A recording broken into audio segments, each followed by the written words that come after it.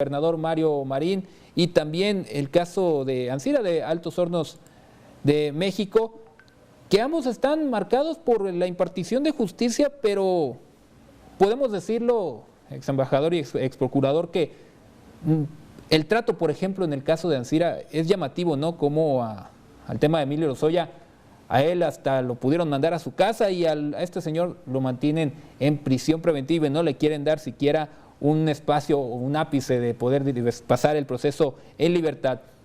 ¿Cómo está? Muy buenos días. ¿Qué le parece este aspecto del tema del caso Ancira específicamente?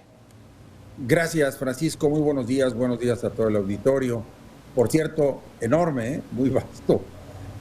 Yo creo que efectivamente el trato es desigual, o cuando menos así se observa, y por otra parte, habría que tomar en consideración varios puntos. Primero, el gobierno de México solicitó la extradición a España y España la autorizó por el delito de lavado de dinero, no por algún otro delito relacionado con corrupción o con una venta fraudulenta a Pemex de lo que corresponde a la planta de agronitrogenados, que supuestamente es una venta de chatarra en donde se ha estafado, por decir así, o engañado a Pemex con algo así como $200 millones.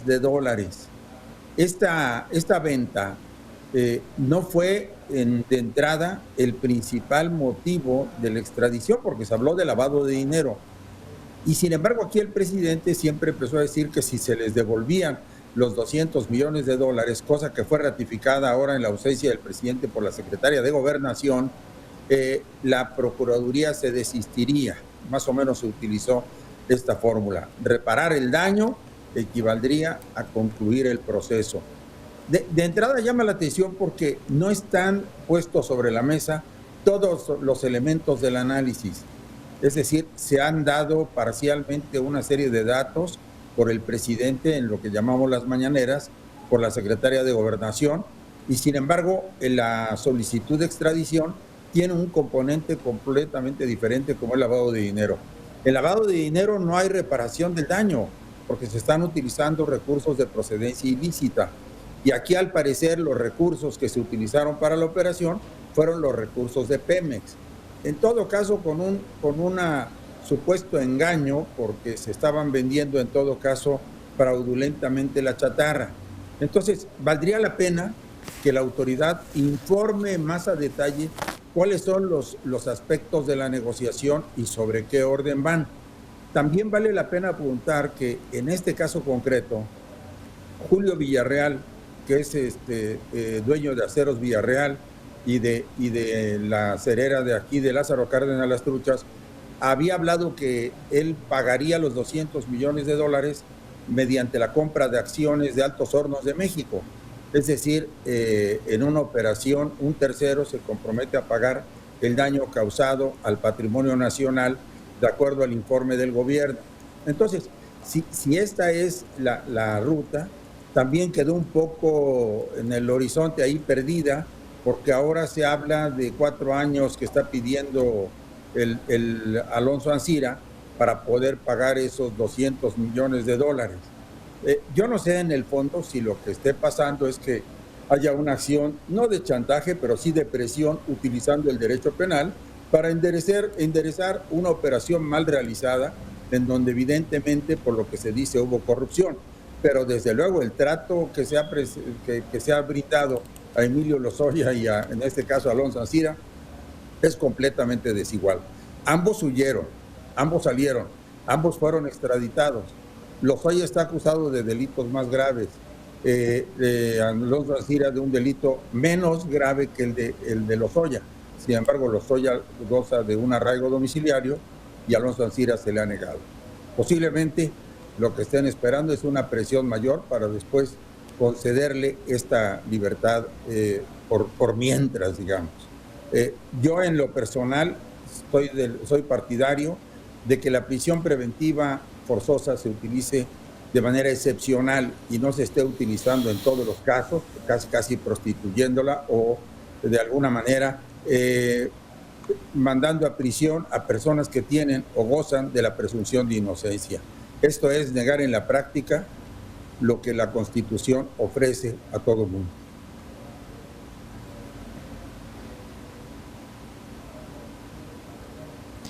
Y preguntarle también, en el otro tema de la situación del exgobernador Mario Marín, 14 años después estamos viendo que parecer algo se está haciendo en busca de dar justicia a la periodista Lidia Cacho.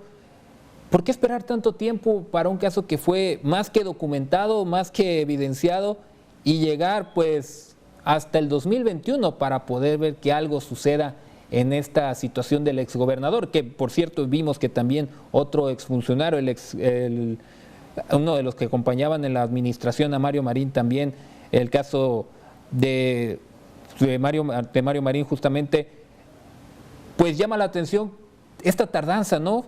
¿Qué sensación le da a usted ver que apenas ahorita se está haciendo algo?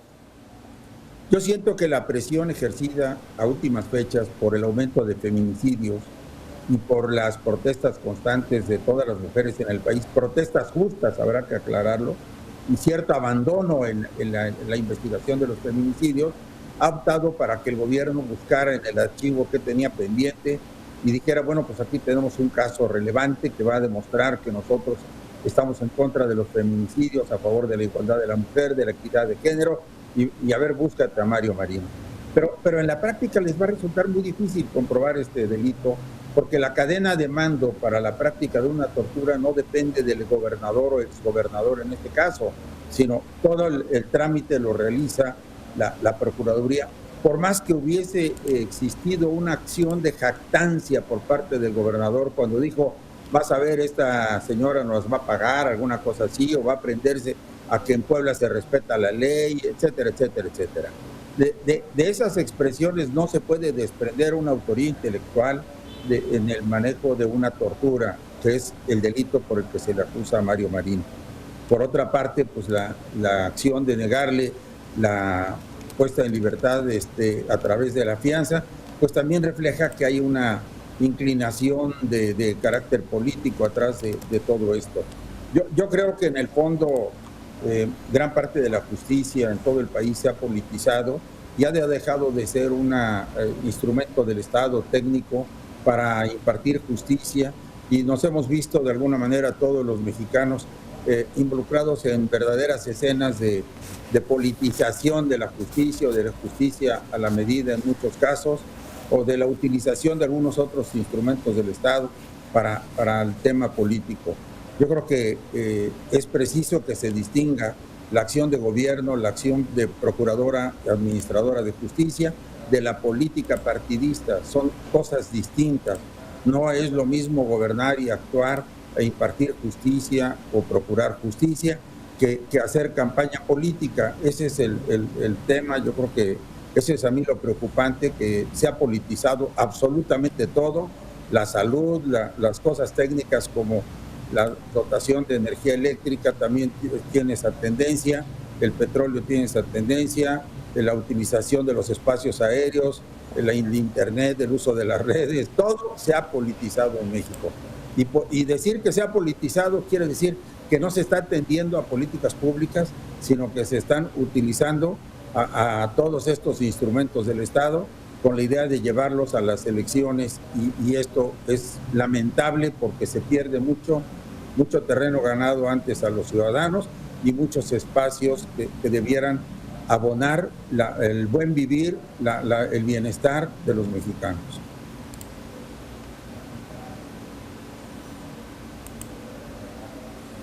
¿Considera entonces que ambos casos son más mediáticos que en realidad una impartición de justicia, y que vamos a ver a alguien detrás de las rejas, llámese como se llame, ya sea Mario o el señor Ansir? ¿No va a pasar nada, teme usted? ¿O sí sucederá, pero a cambio de atraer a más votantes hacia el partido en el poder? Yo creo que sí van a suceder, por supuesto. Yo creo que el caso Ansir está más que cantado, va a salir de la cárcel, se van a garantizar o a pagar los $200 millones. Y el caso del gobernador, pues se va a pasar un año ahí defendiendo su posición, y al final de cuentas va a ser liberado. Ese es mi pronóstico. No creo que puedan sostener esa acusación.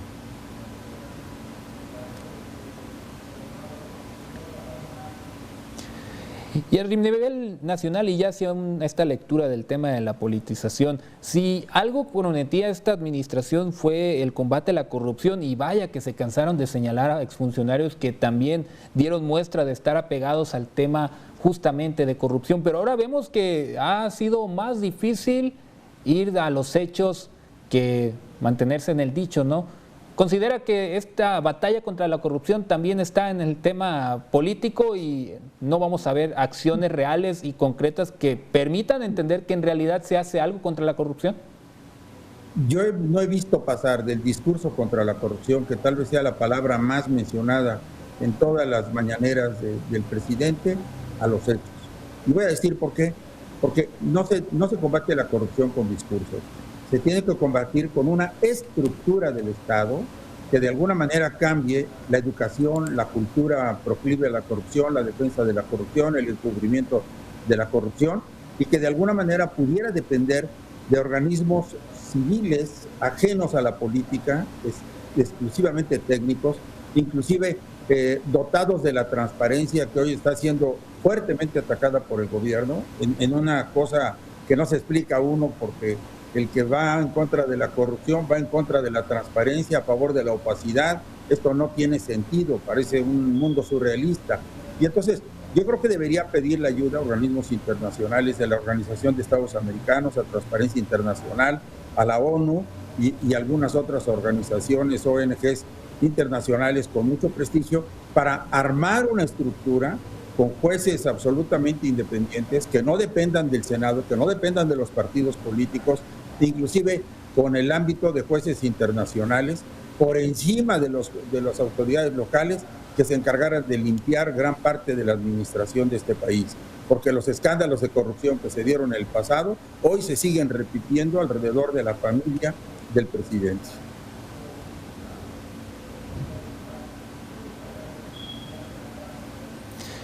¿Será una cuestión entonces de o esperar a que termine el actual sexenio, o ver si algo sucede desde la sociedad para que se dé el empuje creo que siempre hay suficiente?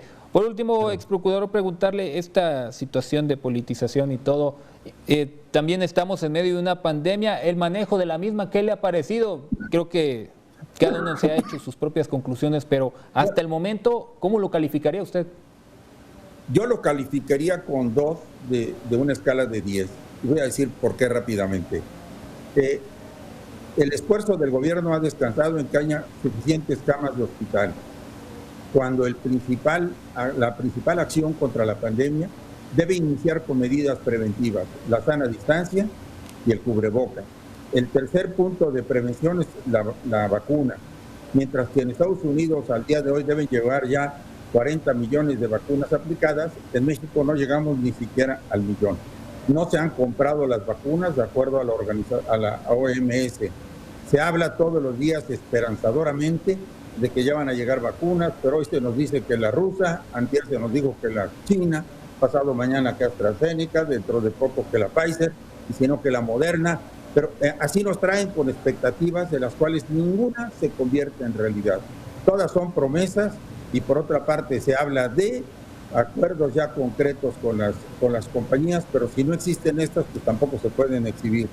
Cuando se dijo que en un avión iban a venir miles de vacunas y que venía de Bélgica, de uno de los laboratorios, resultó que el avión nunca vino de Bélgica, sino de Cincinnati. Entonces, se le está perdiendo rápidamente la confianza a este gobierno por tantas mentiras que son muy risibles, fácilmente demostrables que son engañosas, y por supuesto la acción ahora del gobierno la veo enderezada contra las redes sociales, porque ahí está su principal blanco de crítica, y la crítica pues ya sabemos que no les gusta.